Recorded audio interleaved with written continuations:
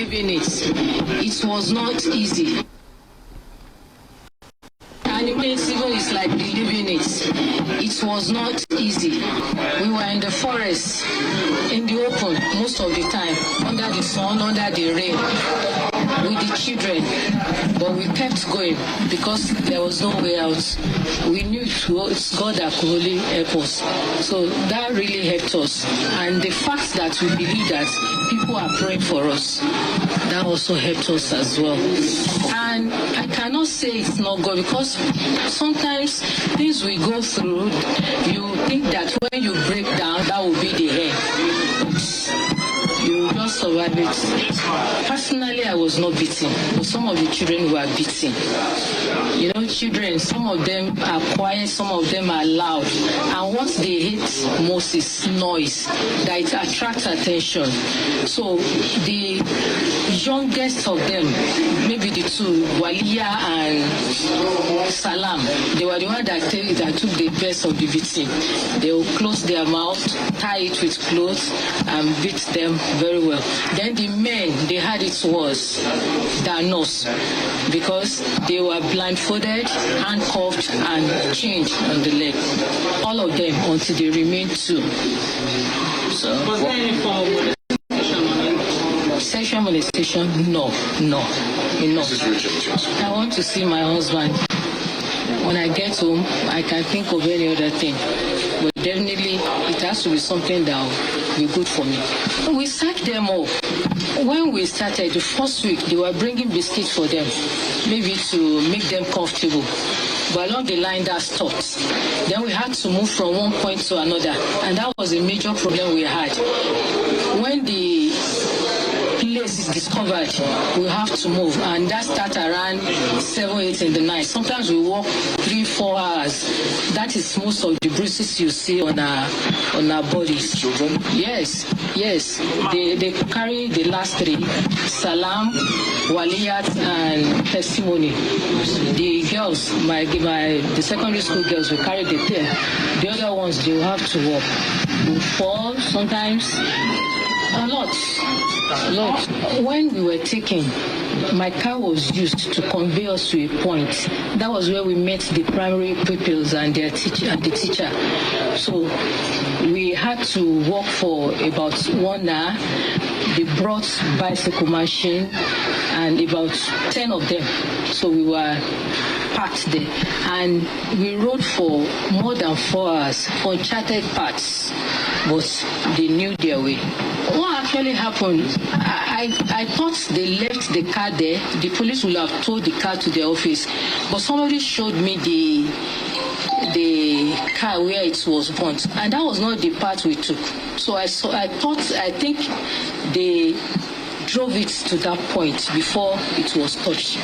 That was not the way we took into the forest. Going to rural area will take the grace of God. You know, with time, I've worked for 28 years, so I have 4 years. With time, maybe I can get over it, but going that far, the distance between that place and Ogumosho is far already. So I sacrifice a lot when it comes to transportation. Now, coupled with this, I don't know what will happen.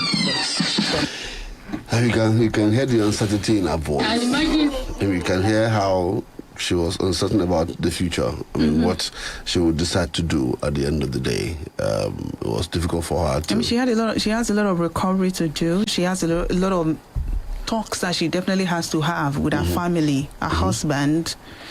So sad. All right, so the next one is what the governor said. So let's come to what the governor said, yesterday when he actually spoke to these people for your state. We're just going to pick a part of it that has generated the controversy. And I guess this part is the reason you saw the headline, the front page of the Punch, or your abduction, presidency slams Makinde over demand for UN probe. So what did the governor say? We'll not be able to play everything, but just the snippet of what he said. The circumstances surrounding this incident are sufficiently grave and unusual to warrant independent scrutiny beyond our domestic institutions.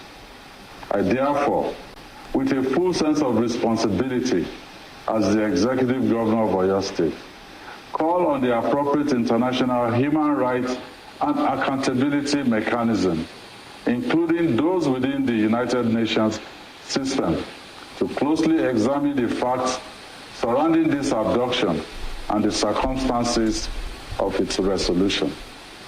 Such scrutiny is not intended to undermine our institution. Rather, it is intended to reinforce public confidence that the truth will be established and that every person found to bear responsibility, regardless of office, influence, or affiliation, will be held accountable.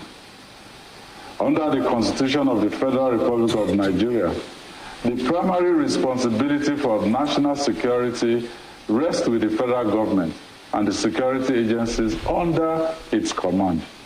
The Nigerian people, therefore, deserve a full and transparent account of what happened, who was responsible, whether there were institutional failures, negligence, or collusion at any level, and what measures must now be taken to ensure that no community is ever subjected to such an ordeal again.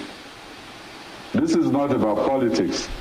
It is about justice for the victims, reassurance for our people, and restoring public confidence that every Nigerian child can go to school without fear. The circumstance. So that was the governor. Just that was part of what he said that generated the discussion. So we'd like you to look at what he said, listening to him. He ended by saying that this is not about politics. He said it is justice for the victims and reassurance that there will be not recurrence of this kind of a thing coming to us again. Now, is governor playing politics? If you add this to what he said at Bauchi about the circumstance of this happening to the state, particularly the timing, talking about his declaration for presidency, and the following day the children were and the teachers were picked up. Now, he now said here that he wants the international communities to wade into this and investigate. But the presidency responded. And I think that's my own question. Yeah.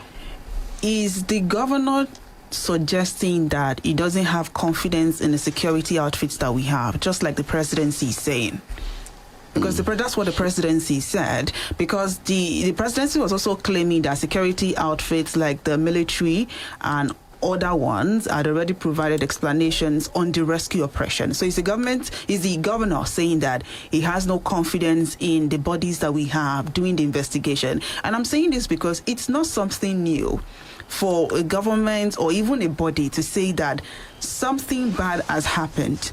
Let's investigate how this was able to happen, and then try to gather intelligence and information to prevent such from happening again. But the fact that he's calling for an international body in a nation that will call sovereign, I think that's where the issue lies. So people were arguing for sovereignty and saying that governor jeopardizing our sovereignty. But the same argument did not suffice when we had the American troop, being invited to come rescue us from the hands of these marauders and terrorists. We were willing to allow the Americans to come in here and help us.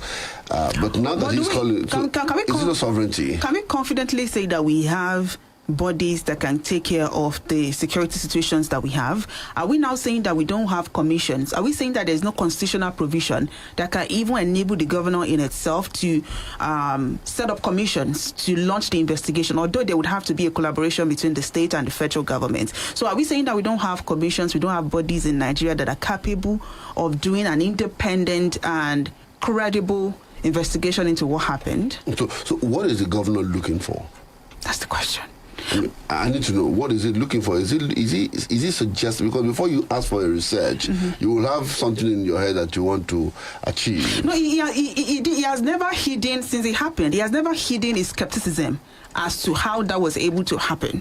and how the rescue also happened as well. He has not hidden the skepticism. So each of the school kidnapping that we have investigated, the way he was talking about, to find, like, did we investigate Chibok, Adapchi, and the other that had happened, and find out who did it, why they did it, and then put them, send them to court or something? But the fact that they didn't do it in another part of the country does not mean that we shouldn't do it here. This is the southwestern part of the country. Why do we need international? Not. That's the question.